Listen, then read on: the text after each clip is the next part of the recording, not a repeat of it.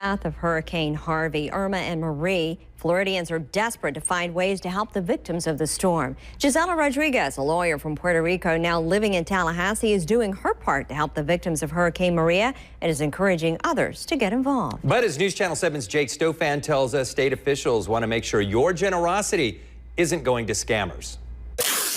Hurricane Maria followed Irma in Pumbling, Puerto Rico. The island is in desperate need. Tallahassee attorney Gisela Rodriguez is originally from the U.S. territory. Her family still lives there. She's still unable to contact her parents. The sound of their voices is what gives me strength and power to just keep going and keep doing what I'm doing. So missing that medicine daily, it's like you're slowly dying. Gisela isn't letting the agony bring her down. Yep, that one fits. After researching charities to find ways to help, Rodriguez found Airdrop, a group of volunteer pilots who fly donations she collects directly to Puerto Rico. Beyond thankful. I don't think there's a word.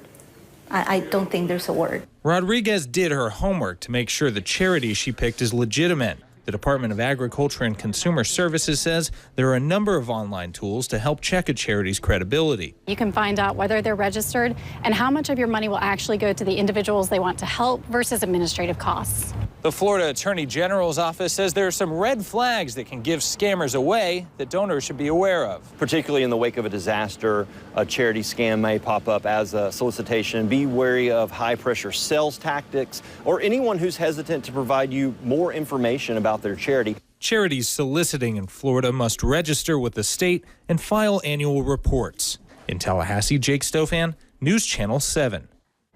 So far, the Attorney General's office says it hasn't received any charity complaints since Maria hit. To report a charity or scammer, call this number 866-9NO-SCAM. Hi, and a good Tuesday morning, folks. Foggy start. Look at this from a downtown Perry & Young Tower camera. Hard to even see those street lights once you get out a little ways from the distance. Good news is we don't have rain showers to worry about. Several scattered storms just off to our north in Mississippi and Alabama. One or two little ones have popped out into the Gulf. None of those are heading our way, though. We got a good southeasterly wind. It's going to push those over towards Pensacola. Not too concerned with rain here this morning. But I am concerned with a little bit of fog. It is thick in spots here. Dense fog advisories basically from 231 over toward the west. Half-mile visibility in Panama City. That's what we were looking at there from our downtown Perry & Young Tower camera. It's even thicker than that in some spots, too. Crestview reporting quarter-mile visibility. So give yourself a few minutes extra heading outdoors. Expect some slower travels, especially for those first couple hours of sunrise here this morning. 76 degrees in Panama City right now, mid to upper 70s, folks. We should be waking up near about 60 degrees in the morning.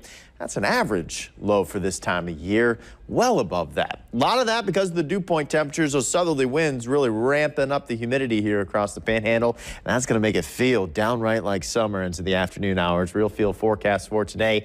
Upper 90s near the triple digits. Certainly going to be hot. All that humidity will bubble up in the atmosphere then. A cooking day.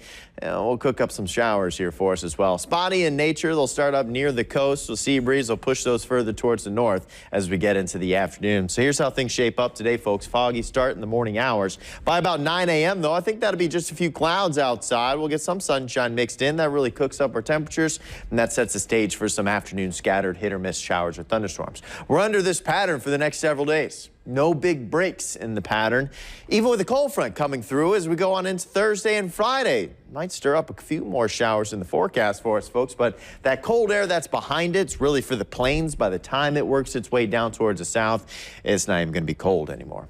88 to 89 degrees your forecast here for today. 30 to 40% chance rain chances will stay that way through Wednesday, Thursday. The good news about that frontal boundary passing may knock down the humidity slightly heading into the weekend, but will still be rather hot and at least rain-free. Jessica? You know, every now and then a teacher gets a class so special, that teacher decides to teach them twice. This week's Golden Apple goes to Roxanne Register at Deer Point Elementary School.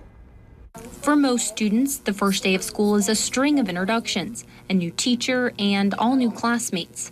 But for these second graders, the first day of school was an anticipated reunion. Because I get to see my same friends. When Roxanne Register students advanced from first to second grade, she decided to make the jump with them. When we come together at the beginning of the year, it's a family, so they all know each other, and the experiences that they've already had and we've already had together. And it's just exciting because you can build on what they already did last year and the successes that they've had, and you know that you can bring them even further. Register students were equally enthusiastic to keep their teacher. She's really nice and she helps us when we need help. She's nice and she helps us learn, and I like when she gives us hard tests because that's how our brain grows. This special class will have to part at some point. They're wonderful. When that day comes, Register hopes the time spent in her classroom will leave a lasting impact on her students. Learning is so much more than a test. It's so much more than a worksheet. It's really more about who you are and what you can become and the difference that you can make, the leader that you can make outside the classroom, in and out of the classroom, and who and what you can do for the community. At Deer Point Elementary, Kayla Gaskins, News Channel 7. The Golden Apple is brought to you by our community partner, Bill Kramer Certified Service Express. And if you would like to nominate a teacher for the Golden Apple Award, all you have to do is visit our website, WJHG.com, and click on the Golden Apple tab. Today, communities across the Panhandle took time to honor those who have served our country. And in Walton County, they're doing something extra special for Purple Heart recipients. News Channel 7's Byron Khalil has more. Friday at Casey Park in Freeport, locals thanked veterans for their service. No chairs left, people standing around, and it's a great sense of achievement to be able to see people turn out in these numbers. But they especially recognized Purple Heart recipients, an award given to those who were wounded or killed while serving. This is a very big deal, and it's our history. And history needs to go forward. The Freeport Veterans Committee unveiled a new monument in recognition of those awarded the Purple Heart Medal. We wrote a grant to the St. Joe Community Foundation, and they graciously answered our call for help, and they actually financed the new monument. Those who served say events like these remind us all about the ultimate sacrifice. But they're all over the world, men and women that are sacrificing and are willing to pay the ultimate sacrifice so that the young people here can enjoy the freedoms that they enjoy. In Freeport, Byron Khalil, News Channel 7. The Freeport Veterans Committee is raising money for another statue honoring the military. For more information on how to donate, you can visit our website, WJHG.com, later on. It has been nearly a month since FSU suspended its Greek life in response to the death of a 20-year-old fraternity pledge. As News Channel 7's Jake Stofan tells us, police have not released the official cause of death. 20-year-old Pi Kappa Phi pledge Andrew Coffey died November 3rd at an off-campus fraternity party. The Tallahassee Police Department says results of a toxicology report have yet to be released. No arrests have been made. The department is still in the process of interviewing at least 50 people. And that is simply what is taking the time, is that we have to go through each and every person. Because if this was your loved one or family member, you would not want us to stop at 22 because 23 may have the most important information in the case. In the days after the discovery of Coffey's body, the Pi Kappa Phi chapter at FSU was permanently closed, and the university moved to suspend all Greek life on campus following the death. And some students here say they've noticed a change in the atmosphere on campus since that decision was made. Some students say the ban has made a positive impact on the campus. It just seems to be a little bit less tense, a little less like everyone. It always seemed like someone was trying to hide something, I guess. Others say they miss the charitable side of Greek life. I think that's more the thing than the actual drink ban. At least one student tells us FSU's partying habits have remained unchanged.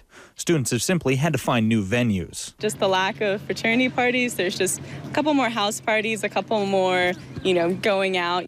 FSU tells us talks between the university and Greek life are ongoing. They're working on programs, policies, and procedures that the university can implement to prevent future deaths. The goal is to announce those policies sometime next semester. In Tallahassee, Jake Stofan, News Channel 7.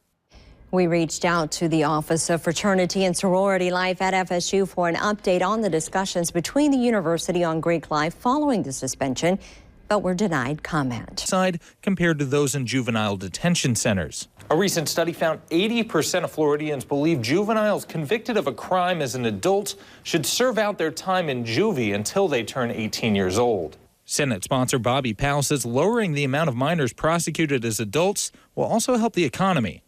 It definitely is a blemish on their record. It makes it more difficult for them to get a job. The legislation would also prevent children from losing their right to vote as a result of being prosecuted as an adult. In Tallahassee, Jake Stofan, News Channel 7. I am definitely looking forward to that, although I don't know how I feel about those 70-degree temperatures in December. So in order to really get that holiday feel, we're just going to have to throw ourselves all in to baking those Christmas cookies. We have Ashley and Courtney here. They are also known as the Cook Girls, and they are master bakers, giving us a couple tips on how to make our sugar cookies beautiful this holiday season. Sometimes mine tend to look like just icing is slabbed on top of there, but yours looks so beautiful. Thank you. So we talked about the flood icing before. Tell me again how that works.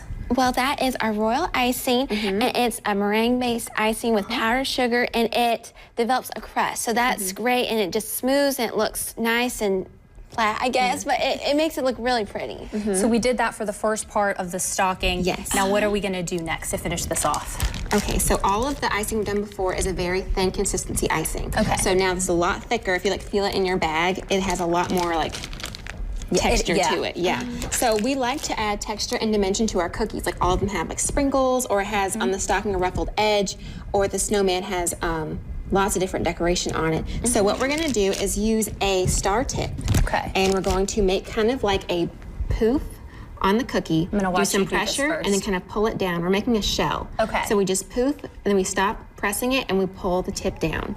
And we're gonna make a little cuff. It's really, really easy, and we're gonna do about 3 or 4 down, and then we just kind of go in a line. So poof and pull, and just kind of go down. Very cool. Now I'm gonna try this myself. Tell me where you guys are located and how people can find you. Well, we are in Panama City Beach. We are in-home bakery, so we don't have a storefront location, but we do deliver. But you can contact us through our website, phone, email, social media pages, and then place your order. We have our menu on our website. Yes. And I imagine you guys this is a very busy time of year for you and a lot of special orders. Yes. Yes. It's very busy, but we love it. What's it like working with your sister? It's really fun. And now I hear you have an older sister as well who helps run your social media pages. Yes, that's Jen. She's really good at it. She helps us stage everything. She helps us do the decorations. It looks really pretty.